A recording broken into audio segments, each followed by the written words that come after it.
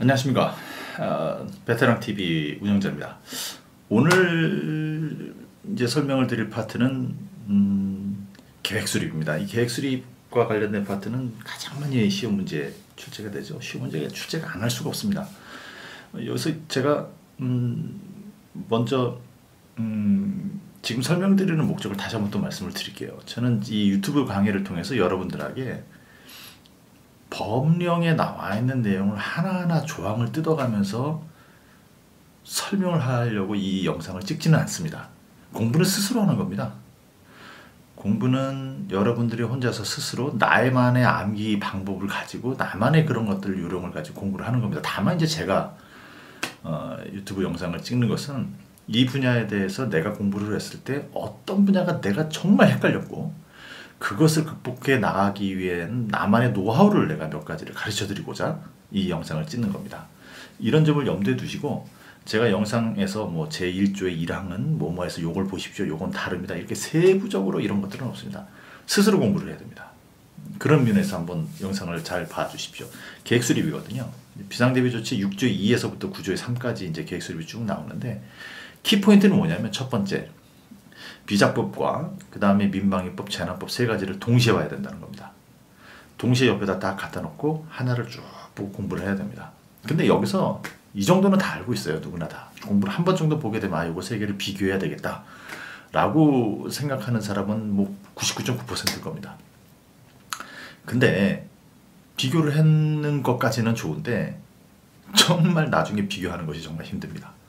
그러니까 무슨 얘기냐면 시험 당일에 문제를 풀 때 5에서 10초 내에 그것을 재빨리 끄잡아내야 되는데 정말 키포인트와 키워드 중심으로 외우지 않으면 시험 당일날은 헷갈린다는 겁니다. 그 부분을 제가 명심을 해서 설명을 드릴게요. 첫 번째 키워드, 세 가지 법령을 비교해서 봐라. 거기에서 뭐뭐가 있다, 뭐뭐가 있다, 뭐뭐가 있다 반드시 봐라. 두 번째, 전반적으로 먼저 틀을 봐서 머릿속에 확 박혀버리십시오. 전반적인 틀은 뭐냐면 기본 지침이 있고 기본 계획이 있고 그 다음에 집행계획이 있고 시행계획이 실시계획이 있습니다. 이거 나중에 처음 공부를 하시는 분들은 시행계획, 실시계획이 헷갈려 버립니다. 어느 게 먼저인지. 기본적으로 보면 기본이 제일 위겠죠. 그 다음에 집행이 먼저고 시행, 실시가 맨 마지막인데 시행이 맨 마지막인지 실시가 맨 마지막인지 헷갈려 버려요. 저는 그냥 집시실 외워버렸습니다. 집시실. 기본은 외울 필요가 없잖아요. 맨 위다. 집시실. 딱 외워버리죠. 비자법. 그러면 이 상태로 나와 있는 게 아니거든요. 그 중에 수립지침이라는 게 용어가 별도로 떨어져 나와요. 수립지침은 재난법만 수립지침이 있습니다. 기본지침에 대응되는 개념으로. 그러니까 재난법에는 기본지침이란 말이 없어요. 수립지침이라고 그러죠. 다시 한번 말씀드리겠습니다. 기본 틀, 집시실로 저는 외웠습니다. 집시실. 정확하게 외워. 나중에 이거 정말 헷갈려버리거든요.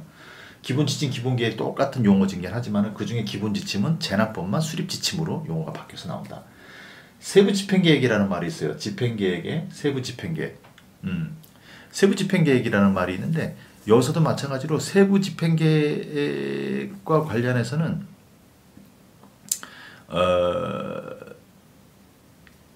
여기만 있습니다. 그러니까 세부집행계획은 비자법에는 없어요. 세부집행계획이라는 말은 비자법 자체는 없어요. 그러니까 여기서 정확하게 명시를 해야 됩니다. 그리고 시행계획, 실시계획인데 재난법하고 민방위는 시행계획, 실시계획 대신에 시도계획, 시군계획으로 이렇게 나와 있습니다. 이거 뭐 크게 공부를 하다 보면은 뭐 헷갈리는 그런 부분들은 없어요. 하여간 기본 집행, 시행, 실시, 집시실이다. 근데 각각의 좀 빠져나오는 것이 있다. 재난법에는 기본지침 대신 수립지침이라고 그러고 집행계획 대신에 그 밑에로 세부집행계획이라는 용어가 있는데 이것은 비자법은 없고 민방위와 재난법만 있다. 시행계획, 실시계획은 민방위와 비자법에서는 시도계획, 시군계획으로 표현을 한다. 개념은 거의 비슷합니다. 공부해 보시면 알아요. 그리고 세 번째 키워드는 뭐냐면 각 계획별로 포함되어야 할 사항이 법과 대통령령에 나와요. 근데 이게 처음에는 외울 때는 그냥 그러려니 합니다. 그저께 외울 수 있겠다. 근데 시험 당일에 탁 들어가 보면 이게 시행계획이 이게 포함되어야 할 사항이 이게 비자법에 대한 해당되는 내용인지 민방위에 대한 내용인지 막 머릿속에 혼축돼 버리면 거기서부터 5에서 10초를 넘어가 버립니다. 자, 다시 한번 얘기합니다. 계획별 포함되어야 할 사항이 나옵니다. 포함되어야 할 사항이 나오는데 이것을 정말 주의를 해야 됩니다. 그럼 어떻게 외워야 되냐? 포함되어야 할 사항은 비자, 기지반만 외우십시오. 비자, 왠지 모르게 여자 이름 같지 않습니까? 비자, 자자 들어가면은 뭐 한자는 뭐 틀리지만 비자, 기지반. 즉 비자는 기지반이다. 요것만 딱 외우면 됩니다. 무슨 얘기냐? 포함되어야 할 사항, 포함되어야 할 사항은 기본 계획에는 무조건 있어요. 기본 계획에는 무조건 있어요. 무슨 얘기냐면 민방위하고 재난은 포함되어야 할 사항이 기본 지침, 기본 계획. 재난은 수리 지침과 기본 계획이겠죠. 하여간 기본 지침하고 기본 계획에는 민방위 재난은 다 있습니다. 두 가지만 있어요. 왜냐하면 생각을 해보세요. 포함되어야 할 사항 최상위, 최고 상위에 있는 기본 지침과 기본 계획은 다 포함되어야 할 사항이 있다. 근데 비자법은 약간 틀려요. 기지반, 기본 계획, 집행 계획, 아니 기본 지침, 집행 계획, 그 다음에 안은 기본 계획 안. 자 다시 한번요. 기본 지침, 집행 계획, 기본 계획 안입니다. 그죠? 나머지는 포함되어야 할 사항은 민방위하고 재난법은 기본 지침, 기본 계획. 그죠? 재난법은 제가 수립 지침이라고 말을 바꿔 거기서는 달리 쓴다고 그랬습니다. 어쨌든 민방위하고 재난은 기본 지침, 기본 계획. 재난은 비자법은 기지반. 기본 지침 똑같죠? 기본 지침, 기본 계획 안, 집행 계획. 비자는 기지반이다. 이렇게만 외우면은 딱 들어갑니다. 시험 문제 딱 들어가서 보면은 일단 머릿속에 매핑을 그려야 되기 때문에 딱 들어가. 헷갈리지 않을 수가 있어요. 세 번째는 완성해야 할 시기. 각 계획별로 몇 월 달까지 완성을 해야 한다라고 명시를 해놓은 게 있어요. 정말 헷갈립니다. 이게 여기서 이런 거지, 여기서 이런 거지. 일단 비자법은 없습니다. 몇 월 달까지 완성해야 된다라는 게 비자법은 없어요. 그럼 외우면 어떻게 외우냐? 민방위는 민, 집구, 집십, 11, 12. 재난법은 집십, 행한 원리, 12, 2. 이렇게 외우십시오. 그냥 계속 공부를 하면서 이 부분에 대해서는 민, 집구, 집십, 11, 12. 그 다음에 재난법은 집십, 행한 원리, 12, 2. 머릿속에 그냥 계속 흐르는 거죠. 무슨 얘기냐? 민방위에는 집행계획은 9월 말, 그죠? 세부 집행계획은 10월 말, 그죠?